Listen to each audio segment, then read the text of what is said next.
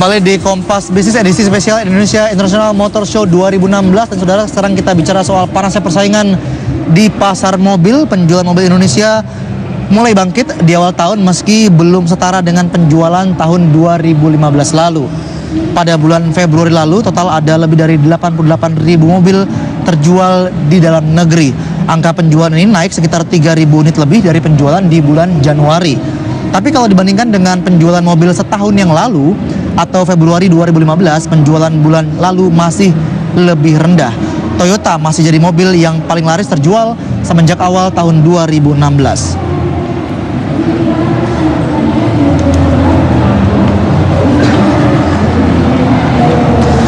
Dan meski Toyota buatan Astra yang masih jadi mobil yang paling banyak terjual, tapi Astra International sudah tidak lagi merajai pasar mobil. Dari penjualan mobil bulan Februari, mobil keluaran Astra hanya meraih pangsa pasar sebesar 47%, sementara 53% pangsa pasar sudah menjadi milik merek non-Astra seperti Honda, Suzuki, Mitsubishi, dan Nissan. Mobil non-Astra yang paling banyak terjual adalah Honda dengan 18.500 unit.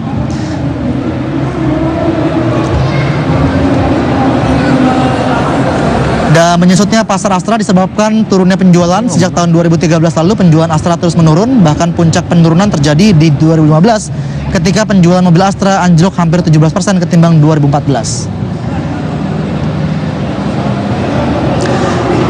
Baik, kita bahas bagaimana panasnya persaingan di pasar mobil bersama Vice President dari Toyota Astra Motor, Hendry Tanoto. Iya, selamat siang. Saya nggak mau Astra. Baik, selamat siang Pak Hendry. Ya, siang. Iya. Jadi kita lihat ini bagaimana Anda melihat persaingan di pasar mobil semenjak tahun 2015 hingga 2016 lalu. Angka penjualannya tidak begitu bagus.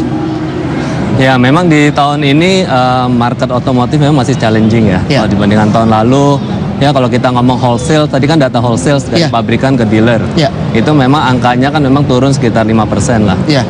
Tapi sebenarnya kalau kita lihat dari segi retail, yaitu dari dealer ke customer, sebenarnya juga market di awal tahun ini sebenarnya meningkat 2% dibanding tahun lalu. 2%? Dibanding tahun Apakah lalu. 2% ini peningkatan yang tipis atau sebenarnya masih stabil saja?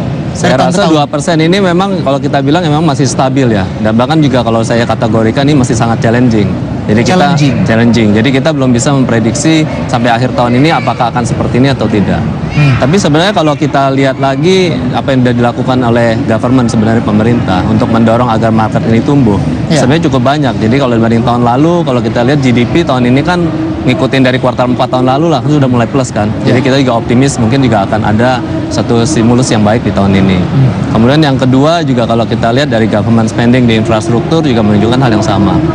Nah, kalau kita lihat dengan modal seperti ini sih rasanya mungkin market di tahun ini kita masih cukup positif dan confident mungkin bisa tumbuh sekitar 5% maksimal. Baik, banyak tantangan yang Anda bilang tadi challenging ya di tahun lalu. Selain ekonomi yang lambat, tapi juga kita lihat ada daya beli. Daya beli ini yang banyak dibilang-bilang sebagai salah satu faktor turunnya banyak penjualan, tidak cuma otomotif tapi juga penjualan retail lainnya. Menurut Anda apakah daya beli masyarakat pada tahun ini sudah akan pulih dan masyarakat akan mulai membeli mobil pada tahun 2016? Ya, maka tadi kalau kita lihat indikator makro kan sebenarnya GDP kan tumbuhnya cukup baik ya. Di kuartal 4 maupun juga diikuti di kuartal 1 tahun ini. Kemudian kalau kita lihat juga dari government spending kan lebih baik di tahun ini. Beberapa kebijakan yang saya rasa sangat favor ke market seperti interest rate juga kan diharapkan turun di tahun ini bandingkan tahun lalu. Nah, dan juga ditopang dari data-data dari otomotif industri kan terlihat bahwa market tadi saya bilang retail dari dealer ke customer itu kan sebenarnya tumbuh. Kemudian juga kalau kita lihat sisi Toyotanya nih dalam hal ini juga kebetulan di kuartal 1 tahun ini tuh tumbuhnya cukup besar. Jadi sekitar 15% dibandingkan kuartal 1 tahun lalu. Jadi rasanya kalau melihat fakta-fakta ini kita cukup confident bahwa daya beli masyarakat ini akan terus membaik di tahun ini. Baik, kalau bicara Toyota sebagai salah satu mobil keluaran Astra, nah kita melihat mobil-mobil lainnya yang ternyata tidak bertahan lama di Indonesia. Kita tahu misalnya Chevrolet yang harus tutup pabriknya. Apakah menurut Anda dominasi dari produk-produk keluaran Astra masih akan bertahan di tahun 2016 ini, dominasinya? Kalau Toyota kan kalau kita lihat kan memang kan seperti saya sampaikan tadi kan tumbuh Mas ya. Jadi sebenarnya juga salah satu bentuk dari kepercayaan masyarakat terhadap Toyota. Dan kalau kita lihat juga sebenarnya kenapa sih bisa tumbuh, salah satunya kan karena memang triggernya selain dari ekonomi yang kita lihat lebih membaik, tapi juga ada yang masalah model-model baru yang kita luncurkan. Dan ini juga ternyata juga cukup ditanggapi secara positif oleh masyarakat. Jadi harapannya sih kalau Toyota kita lihat di tahun ini rasanya sih kita cukup optimis bahwa ini akan tumbuh penguasaan pasar kita dibandingkan tahun lalu. Baik, Pak Henry, saya ada satu berita soal perbandingan antara harga mobil dengan penjualan. Pemirsa, di mana meski penjualan mobil menurun pada tahun lalu, tapi harga jual mobil terus meningkat. Hal ini terlihat pada produk mobil terlaku yang paling laris di Indonesia, yaitu Avanza dan Innova. Jika melihat dari pergerakan harga, mobil jenis Avanza masih dijual di kisaran 144 juta di tahun 2011. Tapi setiap tahun harga jual mobil ini selalu naik dengan rata-rata 6 juta per tahun. Kini Avanza harus ditebus dengan harga lebih dari 170 juta rupiah. Hal sama terjadi pada harga Innova. Harga termurah Innova di tahun 2011 hanya 182 juta rupiah. Tapi sekarang harganya melambung menjadi 282 juta rupiah. Bahkan untuk kelas komplit, Toyota membandrol Innova di harga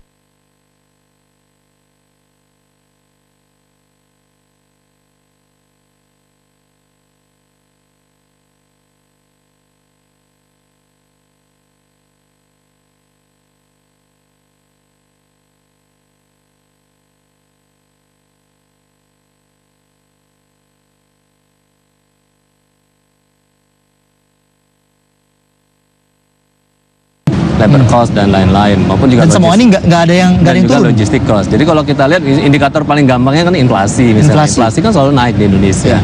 Jadi ini juga menunjukkan memang bahwa cost dari yang kita butuh untuk memproduksi mobil juga memang meningkat dari tahun ke tahun. Jadi dan kita selalu memperhatikan sebenarnya adalah market situation ketika kita juga menentukan suatu harga, Mas. Oke. Pak Henry, pertanyaan terakhir dari saya. Ini yang saya tanyakan tadi ke Pak Satya, bahwa masyarakat Indonesia sangat lekat dengan brand gitu ya. Ketika bicara motor Honda, ketika bicara mobil mungkin Toyota, ketika bicara air mineral Aqua, mie instan Indomie. Mungkin nggak menurut Anda sebagai Vice President dari Toyota, brand Toyota ini terkalahkan oleh merek lain sebagai produk mobil di Indonesia? Jadi kan memang bisnis branding kan juga selalu ada siklusnya ya. Kalau kita lihat di global example juga banyak ya. Tapi intinya yang kita ingin Toyota lakukan adalah kembali selalu memberikan yang terbaik kepada pelanggan kita. Jadi mulai dari produk kita, kemudian juga teknologi, layanan, jaringan gitu ya. Jadi itulah hal-hal yang ingin kita berikan yang kepada pelanggan kita sebaik-baiknya. Harapannya apa? Dengan kita berikan itu sesuai dengan kebutuhan mereka, maka mereka akan mempersepsikan atau melihat Toyota adalah salah satu merek yang memang memenuhi kebutuhan mereka baik sekarang maupun juga ke depannya. Jadi dengan itu kita harapkan sih mereka tetap melekatlah nama Toyota gitu ya di masyarakat Indonesia gitu. Baik, kita lihat nanti Pak Hendy Tanto. Terima kasih telah bersama kami di Kompas.